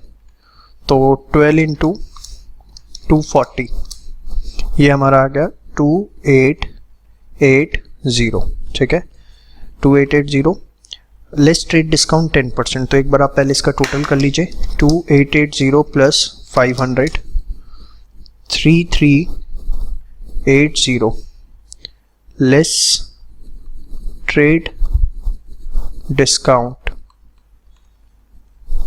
Eight the rate of 10% 338, ठीक है। तो ये आपका कितना हुआ 3380 माइनस 338, ये आ गया 3042। होपफुली आपको क्लियर है कि कैसे हमने किया। चलिए इसके बाद नेक्स्ट ट्रांजैक्शन क्या है हमारे पास, परचेज फॉर कैश।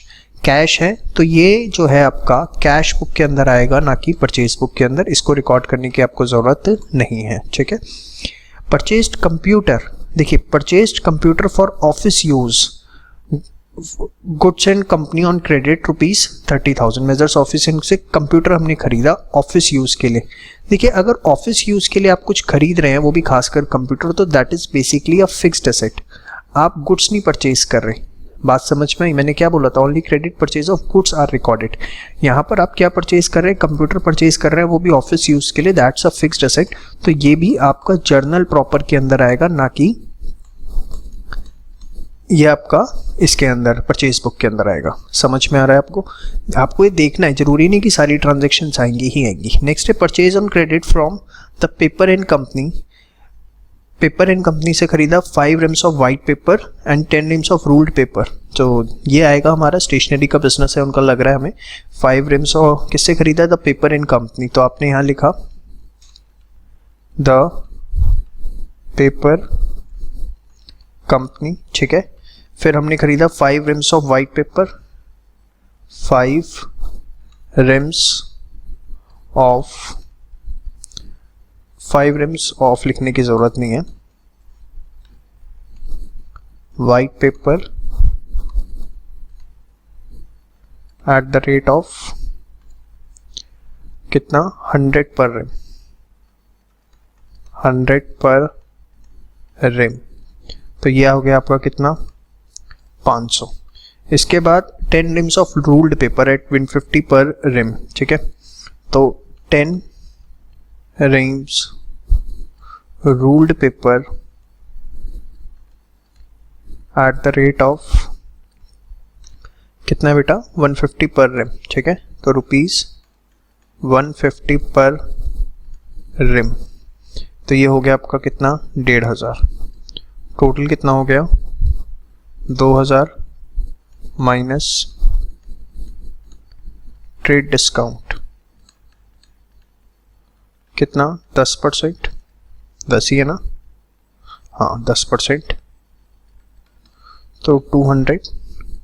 तो ये हमारा बचा कितना 1800। बहुत सिंपल, कोई इसमें टेक्निकल नहीं है, ठीक है। बेशक आप एक काम कर सकते हैं, एक ट्रांजैक्शन के बाद यहाँ पर बीच में अगर चाहें तो बाइफरकेट ऐसे लाइन डाल दीजिए, ठीक है, ताकि आपको कन्फ्यूजन ना हो, और एग्ज़ाम में भी डाल देंगे तो कोई दिक्कत नहीं होगी, ठीक है। इसके बाद परचेज 1 डजन जेल पेन्स, किससे खरीदे हैं, मेजर्स नारायण एंड कंपनी। तो मेजर्स नारायण एंड कंपनी, ठीक है। क्या खरीदा है हमने 1 dozen gel pen at 15 each. तो 1 dozen gel pens at the rate of 15 each. 15 into 12 कितना हो गया 180 रुपये, ठीक है। और उसके बाद sorry messrs Verma and brother से खरीदा, इनकी तो हम बुक्स बना लें, गलती कर दी, sorry messrs Verma and brothers से, ठीक है। और कोई डिस्काउंट वगैरह इसमें नहीं मिला, तो यही 180 आपका यहाँ पर आ जाएगा। अब आप टोटल कर दीजिए 3042 प्लस 1800 प्लस 180 5022। और ये जो भी आएगा ये हम ट्रांसफ़र कर देंगे परचेज अकाउंट के अंदर। परचेज अकाउंट जो है वो इतने से डेबिट हो जाएगा 5022। तो this is the purchase book. Hopefully आप लोगों को ये समझ में आया कि हमें कैसे बनाना है। ठीक है, नोट करिए फास्ट से प्लीज़। चलिए, अब मैं एक डिटेल्ड परचेज बुक आप लोगों के लिए लेने जा रहा हूँ। कंसिडर करिए इसे, पहले आप इसे अच्छे से समझ लीजिए, फिर नेक्स्ट क्वेश्चन पे आते हैं। ये देखिए, नेक्स्ट क्वेश्चन नंबर 2 आप लोगों के लिए। देयर आर सर्टेन ट्रांजेक्शन्स, ठीक है, और हमें बनाना है परचेज बुक। और परचेज बुक के साथ साथ हम इसमें लेजर पोस्टिंग भी सीखेंगे। धीरे धीरे ये भी सीखना शुरू करें ताकि आगे हमें दिक्कत ना हो। ठीक है, चलिए।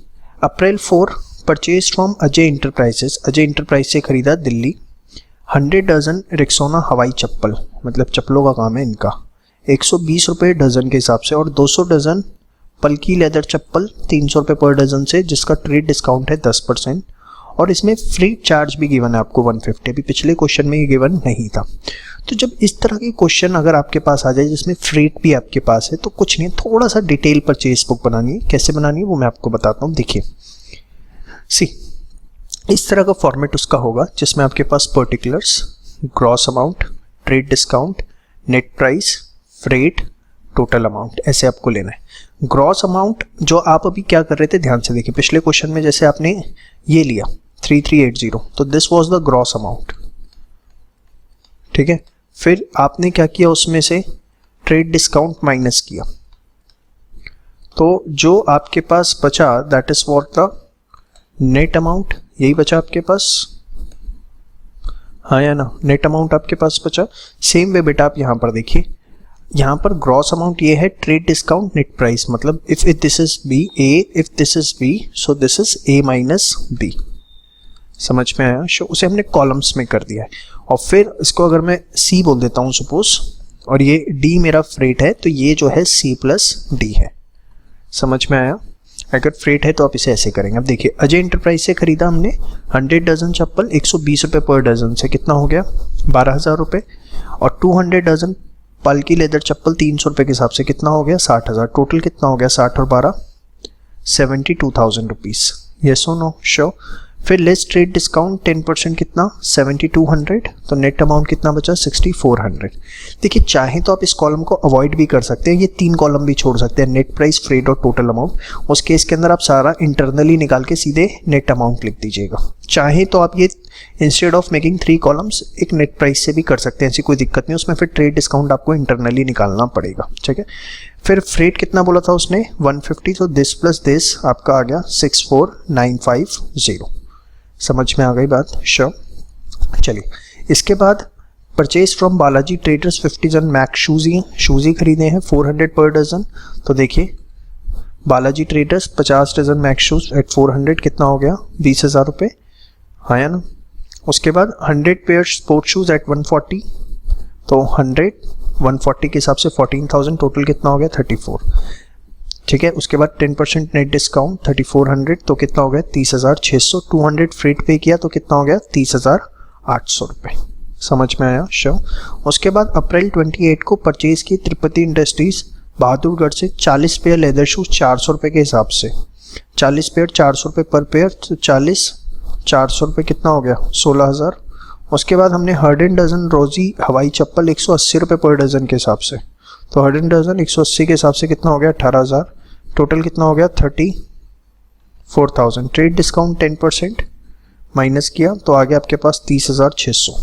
अब यहाँ पे फ्रेट कितना पे किया हमने 100, तो ये 100 हो गया, तो हो गया 30,700 नेट अमाउंट जो आपने पे किया। अब ये डिटेल बनवाने के पीछे मकसद क्या था, मैंने आपको बोला था इसमें मैं आपको लेजर पोस्टिंग सिखाऊंगा। तो देखिए, लेजर पोस्टिंग होती कैसे है वो मैं आपको इसमें बताता हूँ। सबसे पहले बेटा देखिए, अजय इंटरप्राइजेस से हमने नेट अमाउंट जो है वो कितना देना है 64,950। यस और नो? श्योर। तो आइए लेजर्स बनाते हैं। सबसे पहले Ajay enterprise account, debit credit. ठीक है, फॉर्मेट आप बना लीजिएगा। अप्रैल 4 है, क्रेडिटर है ये हमारे, तो अप्रैल 4। अब देखिए इसमें हमें इन्हें 64,800 तो एक देने हैं और 150 ये देने हैं, यस और नो शो। इसमें हम देखो बेटा दो अकाउंट बन रहे हैं, एक तो आपका ये नेट प्राइस जो है, आप जो नेट प्राइस देख रहे हैं, मैं इसे रब कर दूं सारा, ये जो आप नेट प्राइस देख रहे हैं, ये नेट प्राइस क्या रिप्रेजेंट कर रहा है कि आपने परचेज कितनी करी, परचेज अकाउंट, ठीक है। इसका जो भी टोटल है वो सारा का सारा हम परचेज अकाउंट में डालेंगे, जबकि फ्रेट जो है वो कौन से अकाउंट में जाएगा, अपना सेपरेट अकाउंट है उसका, फ्रेट अकाउंट, ठीक है। ये सारा जो टोटल आया फ्रेट में। तो अगर आप अजय इंटरप्राइज से परचेज करी हुई है, आपने क्या एंट्री डाली होगी? अगर आप एंट्री के पॉइंट ऑफ व्यू से बात करते, दो आते हैं ना, परचेज अकाउंट, डेबिट। थोड़ा एंट्री से आपको समझाना पड़ेगा, मुझे पता है, नहीं तो थोड़ी सी आपको दिक्कत आएगी। यही करते आप, हाँ या ना? 64,800, 150, 64,950, यस और नो? 64,950, यस और नो? तो अजय क्रेडिट हो रहा है, लायबिलिटी है हमारे लिए, बट दो चीजें यहाँ पर, एक तो परचेज अकाउंट के नाम से और दूसरा आएगा हमारा फ्रेट अकाउंट के नाम से। परचेज अकाउंट के नाम से 64,800 और यहाँ पर आपका 150, टोटल कितना हो गया? 64,950, ठीक है। बैलेंस सीडी 64,950, बैलेंस तो आपको करना पड़ेगा उसे अप्रैल 30। समझ में आया? Show same way. अब नेक्स्ट है हमारे पास बालाजी ट्रेडर्स, बनाइए अपने आप फटाफट। बालाजी ट्रेडर्स अकाउंट अप्रैल 15, अप्रैल 15। एक आएगा परचेज अकाउंट, दूसरा आएगा फ्रेट अकाउंट। परचेज में 23,600 और उसमें 200, 23,600 और इसमें 200, टोटल हो गया 30,800, ठीक है। यहां पर हम क्या लिखेंगे? बैलेंस सीडी कितना बेटा? 30,800, गुड, अप्रैल 30। होपफुली समझ में आ रहा है सब। नेक्स्ट बनाओ फटाफट। तृप्ति इंडस्ट्रीज, तृप्ति इंडस्ट्रीज अकाउंट, क्रेडिट डेबिट। कब खरीदा बेटा इससे? अप्रैल 28, अप्रैल 28। परचेज अकाउंट और फ्रेट अकाउंट 30,600 और 100, तो टोटल कितना हो गया? 30,700। बैलेंस सीडी 30,700, ये है अप्रैल 30, ठीक है। सॉरी, हाँ। अब देखिए इसके बाद क्या है आपका बनेगा? Purchase account. ये तो आपने परचेज करी, चलो ठीक है। Purchase account, debit credit. Total purchase हमारी कितनी है? 1,26,000 रुपए की, ठीक है। तो आप यहां लिख देंगे डेबिट में 30 अप्रैल फॉर परचेज बुक। कितना? 1,26,000 रुपए। समझ में आया? क्योंकि हम एंट्री नहीं कर रहे, जर्नल की जगह हमने सब कुछ कहाँ लिया है? परचेज बुक में। तो आपको यहाँ इंडिविजुअल नाम लिखने की जरूरत नहीं है। फ्रॉम परचेज बुक 1,26,000 रुपए सीधे, ठीक है। और फिर अभी बैलेंस शीट आप निकाल दोगे उसका। 30 अप्रैल बैलेंस शीट कितना? 1,26,000 26,000। इसके बाद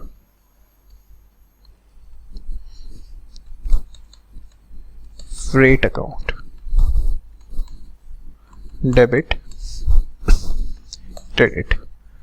अब ध्यान से देखिए, इसमें भी हमने टोटल फ्रेट देखिए कितना पे किया है, 450, ठीक है।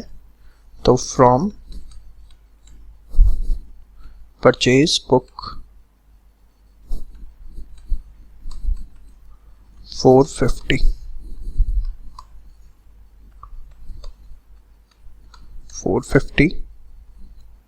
30 अप्रैल, बैलेंस सीडी, ठीक है। तो ये वैसे देखो परचेज बुक और freight purchase account freight account में निकालने की ज़रूरत नहीं है, बट फिर भी निकाल दिया तो कोई दिक्कत भी नहीं है। या तो हम सारे अकाउंट्स का ही बैलेंस शीट निकाल दें या फिर किसी का भी ना निकालें, ठीक है। अगर नहीं निकाल रहे बैलेंस शीट तो सब में एन एक्सट्रैक्ट लिख के छोड़ दें। तो छोड़िए वो बातें, तो अभी जैसे सिखाया सफिशिएंट है। तो आपको समझ में आया कि परचेज बुक हमने बनानी सीख ली थी पहले ही, उससे हमें किस तरीके से लेजर पोस्टिंग सारी की सारी करनी है वो हो गया। तो ये था आपका परचेज बुक। अब परचेज बुक आपने कर ली तो सेल्स बुक बिल्कुल भी आपके लिए मुश्किल नहीं है। सेल्स बुक भी सेम फॉर्मेट होता है जैसे आपने ये फॉर्मेट देखा, ठीक है। सेम भी हमारा सेल्स बुक का फॉर्मेट भी बनेगा, तो उसे हम नेक्स्ट वीडियो के अंदर कवर अप करते हैं।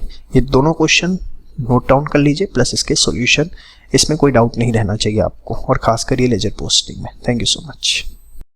हेलो फ्रेंड्स, चलिए आइए अब हम स्टार्ट करने जा रहे हैं सेल्स बुक के साथ। बहुत सिंपल है, परचेज बुक आपने कर लिया तो समझ लीजिए 90% काम हो गया हमारा। सेल्स बुक के अंदर क्या आता है, only credit sale of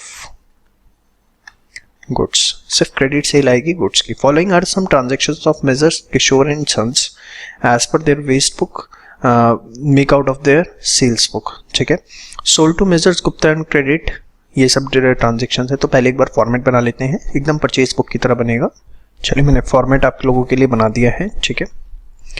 date, particulars, details and amount. चलिए, sold to messrs Gupta and Verma on credit, ठीक है। 30 शर्ट्स 800 रुपये पर शर्ट, 20 ट्राउजर 1000 पर ट्राउजर। तो messrs Gupta and Verma, date भी गिवन है इसमें, नहीं गिवन तो उसे खाली छोड़ देते हैं। मेजर्स गुप्ता एंड वर्मा, बनिया और पंजाबी में दोस्ती हो रखी है। 30 शर्ट्स 800 रुपये पर शर्ट के हिसाब से, 30 shirts at the rate of 800 पर शर्ट, 800 दिया 24,000, ठीक है। इसके बाद 20 trousers eight the rate of 1000 per trouser, 20 trousers eight the rate of 1000 per trouser, कितना हो गया 20,000। टोटल कितना आ गया 44,000। इसके बाद ट्रेड डिस्काउंट है 10%, less trade discount at the rate of 10%, 4400। तो 44,000 माइनस 4400, 39,600। इसको आप बेशक यहाँ पर के दी एंड कर दीजिए। नेक्स्ट है sold furniture to messrs Segal and company on credit. तो देखिए शर्ट्स का बिजनेस है, फर्नीचर बेचा, it is like a sale of fixed asset, जो कि हमारा इसके अंदर नहीं आएगा। कहाँ आएगा, जर्नल प्रॉपर के अंदर।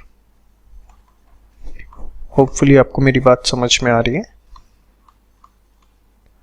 इसके बाद sold 50 shirts to messrs Jain and sons. तो पहले नाम लिख लेते हैं, मेजर्स जैन एंड सन्स, ठीक है।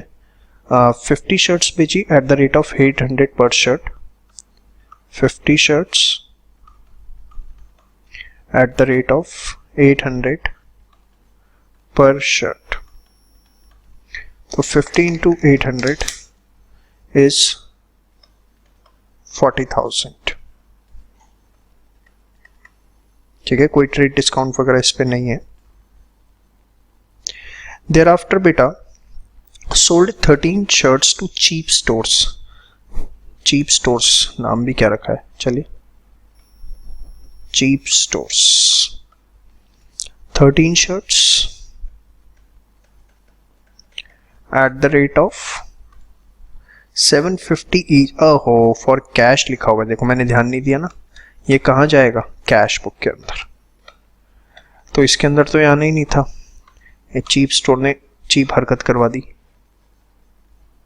चलो भाई, फिर sold on credit measures Mathur and Jain, इसमें तो नहीं है, नहीं है, चलो कैश वैश, तो यहां मेजर्स माथुर एंड जैन, ठीक है।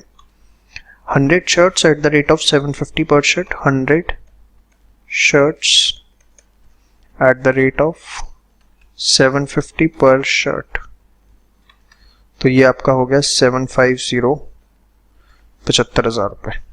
फिर 10 overcoats eight the rate of 5,000 overcoat, 10 overcoats eight the rate of 5,000 ही था ना, 5,000 पर ओवरकोट, तो ये हो गया आपका कितना, 50,000। तो ये आपका आ गया, सॉरी ट्रेड डिस्काउंट भी है इसमें हमारा, तो 1,25,000 माइनस ट्रेड डिस्काउंट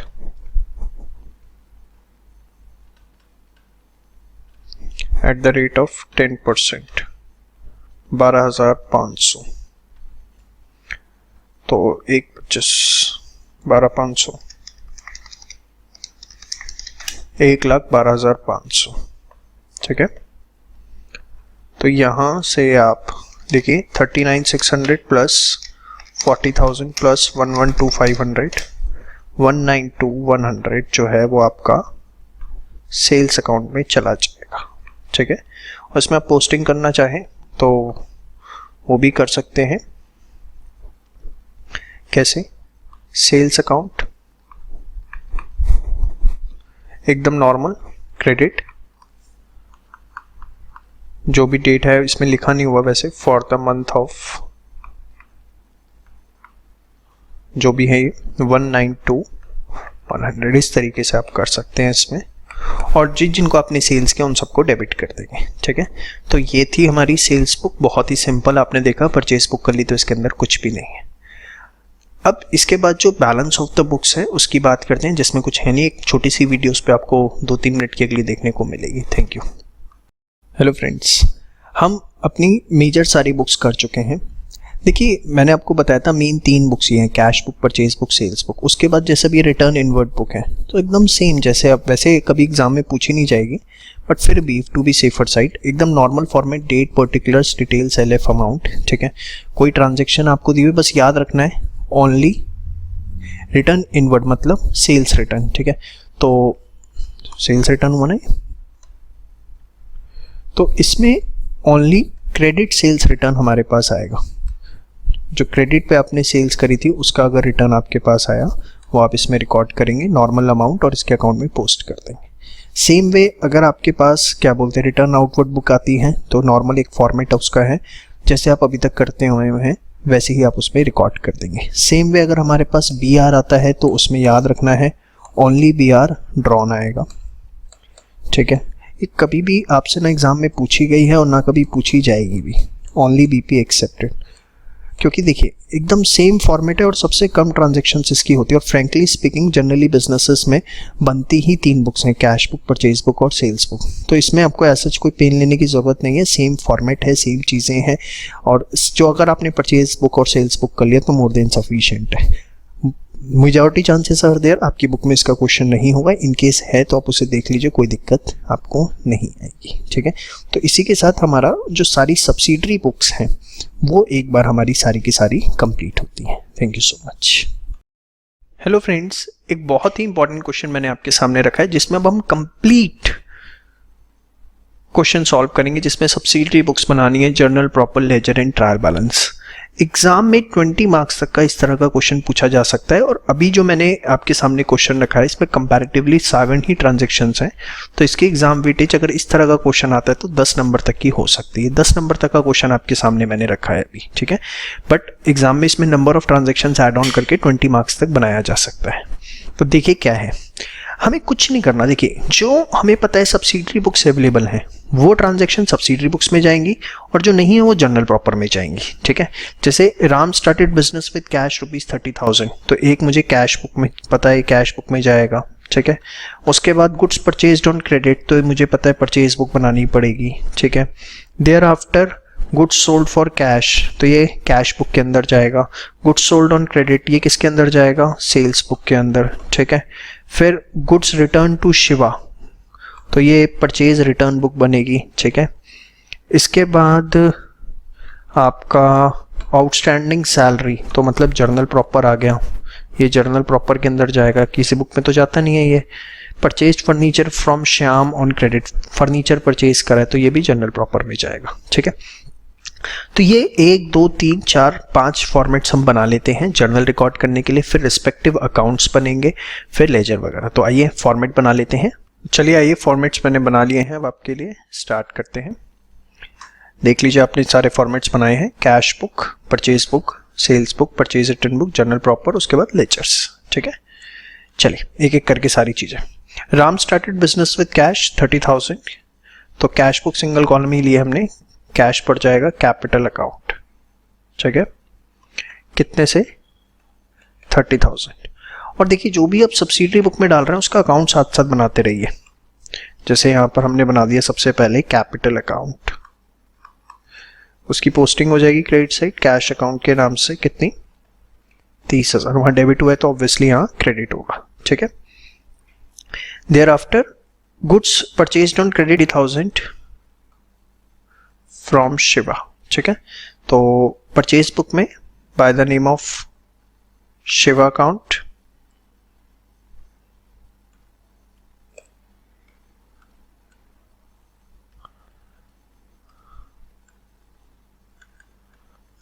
कितना 30,000, ठीक है। तो एक शिवा अकाउंट भी बना लेते हैं, लेकिन कैपिटल की और कोई ट्रांजैक्शन है नहीं, इसको क्लोज करके। देखिए मुझे पता है कैपिटल की कोई ट्रांजैक्शन नहीं है इसलिए मैं क्लोज कर पा रहा हूं इसको। 30,000 बैलेंस पीटी 30,000, अदरवाइज आप 3-4 लाइनों का स्पेस छोड़ के क्लोजिंग करेंगे। अब हमें नेक्स्ट कौन सा, शिवा अकाउंट। शिवा अकाउंट आप परचेज किया तो हमारे क्रेडिटर पड़ गए, bye the name of purchase account हम लिख देंगे, ठीक है। और आपका कितना अमाउंट है 30,000 रुपये,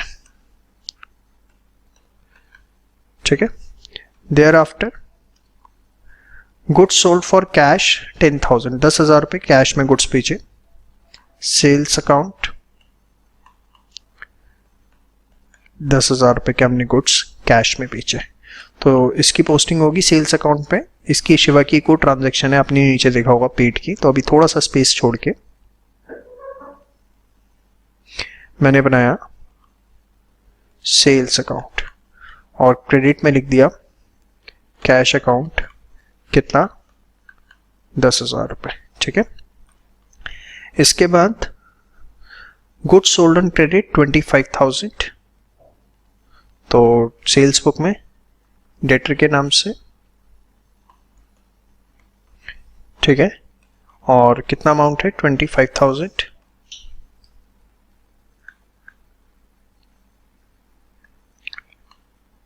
तो यहां पर आपका डेटर अकाउंट एक बनेगा, थोड़ा सा स्पेस छोड़ के यही मैं बना लेता हूं डेटर अकाउंट, और यहां पर सेल्स अकाउंट के नाम से आपके पास आ जाएगा कितना 25,000, ठीक है। Thereafter goods sold on credit हो गया। गुड्स रिटर्न टू शिवा 5000, 5000 के गुड्स रिटर्न किए, तो परचेज रिटर्न बुक में आएगा शिवा काउंट 5000। परचेज रिटर्न से क्रेडिटर क्या हो जाते हैं, कम हो जाते हैं। शिवा यहां पर आ गए किस नाम से, परचेज रिटर्न 5000, ठीक है। Thereafter outstanding salary 10,000 journal proper में जाएगी, तो यहां पे एंट्री डाल देते हैं salary account debit to outstanding salary. कितने से अमाउंट है, 10,000, 10,000, 10,000, ठीक है। तो एक सैलरी अकाउंट बनेगा, सैलरी अकाउंट के डेबिट में हम लिख देंगे आउटस्टैंडिंग सैलरी 10,000, और एक आपका बनेगा आउटस्टैंडिंग सैलरी अकाउंट। तो यहां आपका आ गया सैलरी अकाउंट 10,000, ठीक है। Thereafter purchase furniture from Shyam on credit journal proper में आएगा, तो यहां पर फर्नीचर टू श्याम, ठीक है। अमाउंट हम कितना लेंगे, 20,000।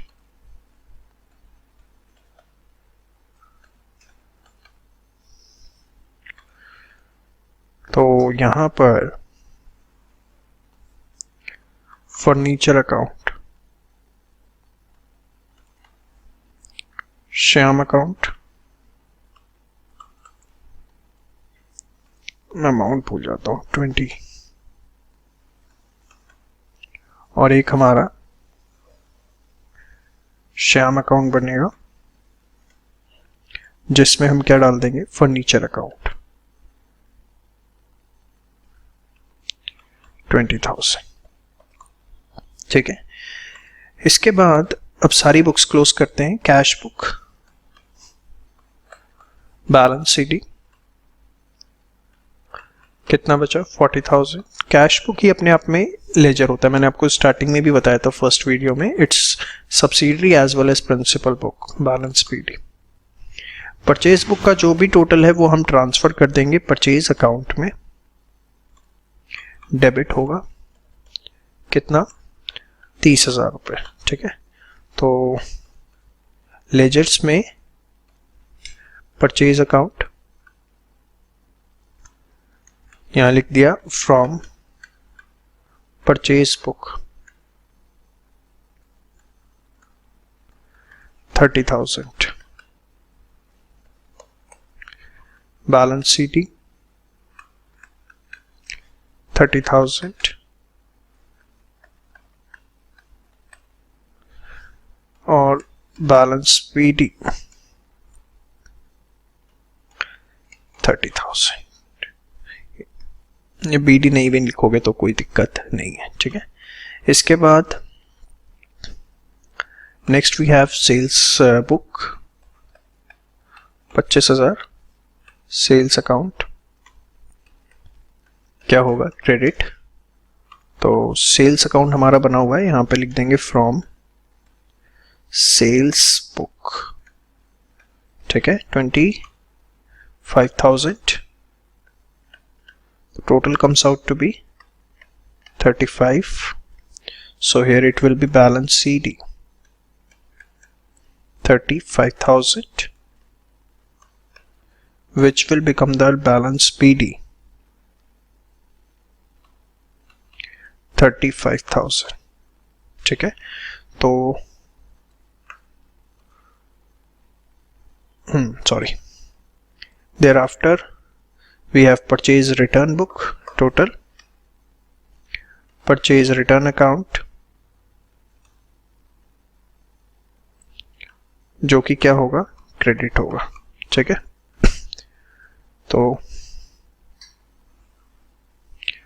परचेज रिटर्न अकाउंट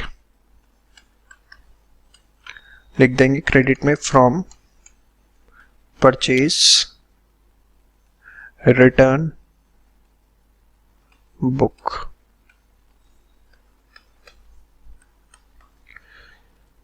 कितना था भाई? 5,000 ही था ना? हाँ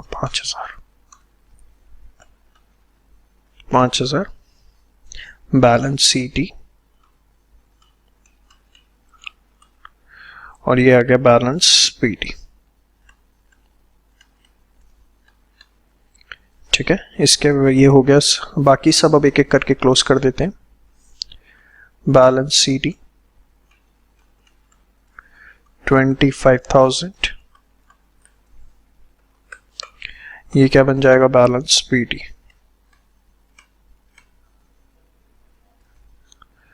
कितना? 25। thereafter we have debtor account,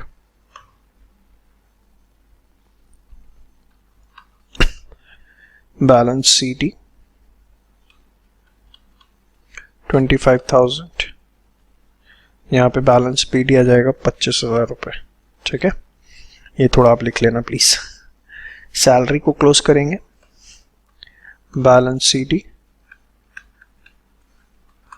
जो कि लेटर ऑन क्या बन जाएगा हमारा? Balance BD. Outstanding salary balance CD 10,000 जो कि यहां बन गया बैलेंस पीडी 10,000। फिर फर्नीचर अकाउंट बैलेंस सीडी 20,000, यहाँ आ गया बैलेंस पीडी। सारे अकाउंट्स एक करके फटाफट आप इसे क्लोज करिए। फिर श्याम अकाउंट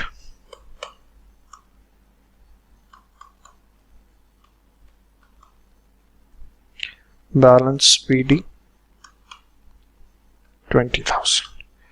तो हमने सारे अकाउंट्स बना लिए हैं, क्लोज भी कर लिए in fact.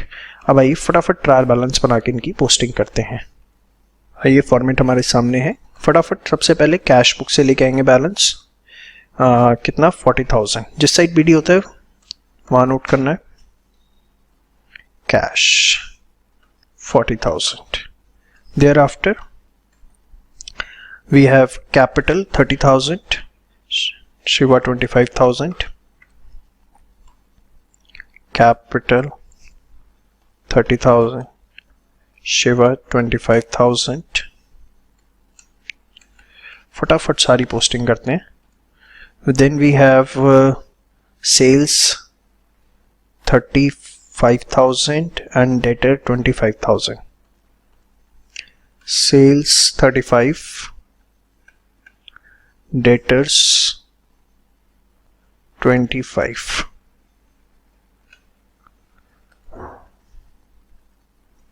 thereafter salary, outstanding salary and furniture।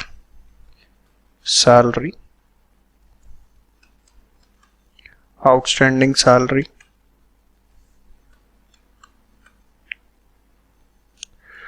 furniture, furniture is 20,000। thereafter Shyam 20,000 credit,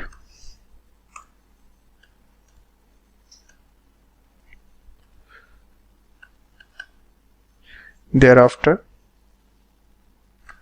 purchase account debit 30,000,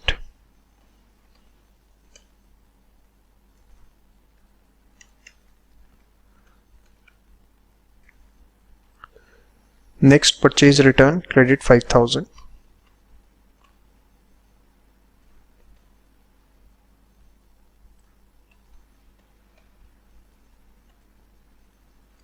now make the total.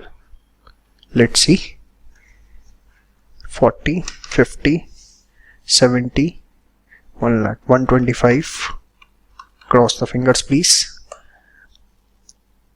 60, 91, yes, finally we got it.